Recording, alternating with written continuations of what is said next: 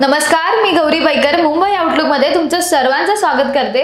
आज दिनांक 18 नोव्हेंबर, पाहूया टॉप 5 घडामोडी। गेल्या काही दिवसांपासून सुरू असलेल्या विधानसभा निवडणुकीच्या प्रचार सभांना आज अखेर ब्रेक लागणार आहे। बुधवारी म्हणजेच 20 तारखेला महाराष्ट्रातील विधानसभा निवडणुकीचं मतदान पार पडेल आणि 2 दिवसांनी म्हणजेच 23 तारखेला निकाल स्पष्ट होईल। विधानसभेचं बिगुल वाजल्यानंतर सर्व पक्षीयांकडून जोरदार प्रचार सुरू होता। रविवारी देखील सर्व दिग्गज नेत्यांच्या प्रचाराने सुपर संडे पार पडला। मात्र आज सायंकाळी 6 वाजता प्रचार थंडावणार असल्याने कोणाच्या पारड्यात काय पडतं हे पाहणं आता महत्त्वाचं असणार आहे।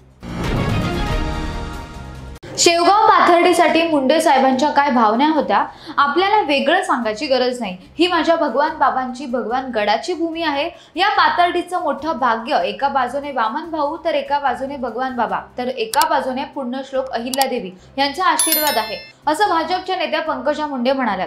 पाथर्डी येथील महायुतीच्या उमेदवार मोनिका राजळे यांच्या प्रचारार्थ पंकजा मुंडे बोलत होत्या। त्यावेळी त्यांनी माझ्या हातात हे महामंडळ दिलं तर तुम्हाला कोणाच्या पाया पडायची गरज लागणार नाही, पण तेच नाहीये ना, पण आता म्हणजेच एवढं तर द्या, सभा तर करायला लावतात, महामंडळ तर द्या, पटकन 2 वर्षात जिकडे तिकडे सही करून टाकते, असं विधान त्यांनी केलंय। त्यामुळे राजकीय वर्तुळात मोठ्या चर्चांना उधाण आलंय। राज्यातील विधानसभा निवडणुकींचा प्रचार आता अंतिम टप्प्यात आला असून नेते मंडळी जोमाने कामाला लागलेत।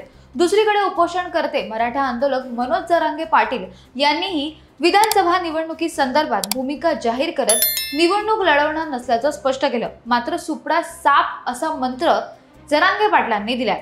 येवला लासलगाव मतदारसंघ हा मंत्री छगन भुजबळ यांचा बालेकिल्ला आहे। मात्र जरांगे पाटील यांच्या दौऱ्यामुळे मंत्री छगन भुजबळ यांचा टेन्शन वाढणार असल्याची शक्यता आहे। कारण येथील मतदारसंघात येताच मनोज जरांगे पाटील यांनी माईक हाती घेत इथे दोघांना पाडा असं म्हटलंय। त्यामुळे जरांगे पाटील यांनी नेमकं कोणाला पाडा म्हटलंय हे नाव घेतलं नसलं तरी तेथील छगन भुजबळ आणि त्यांचा पुतण्या समीर भुजबळ यांच्यावर निशाणा साधल्याने आता चर्चा सुरू झाल्या। मणिपूरमध्ये पुन्हा एकदा हिंसाचाराला सुरुवात झाली। मणिपूर आणि आसामच्या सीमेवर असणाऱ्या जिरी नदीत एका महिला आणि 2 मुलांचा मृतदेह सापडलाय। त्यानंतर मणिपूरमध्ये पुन्हा एकदा हिंसाचाराला सुरुवात झाली। इम्फाळच्या खोऱ्यात आमदार आणि मंत्र्यांच्या घरांवर हल्ला करण्यात आलाय। मोठ्या प्रमाणात जाळपोळ करण्यात देखील आली। यावर आजच्या सामना अग्रलेखातून भाष्य करण्यात आलंय। पंतप्रधान नरेंद्र मोदी यांनी महाराष्ट्र विधानसभा निवडणुकीच्या प्रचारात एक है तो सेफ है असा नारा दिला होता। त्यावरून संजय राऊतांनी मोदींवर हल्लाबोल केलाय। आधी मणिपूर सेफ करा असं म्हणत आजच्या सामना अग्रलेखातून संजय राऊतांनी मोदींना निशाणा साधलाय। करवीर मतदारसंघातील जनसुराज्य पक्षाचे उमेदवार संताजी घोरपडे यांच्यावर रविवारी रात्री जीवघेणा हल्ला झाला।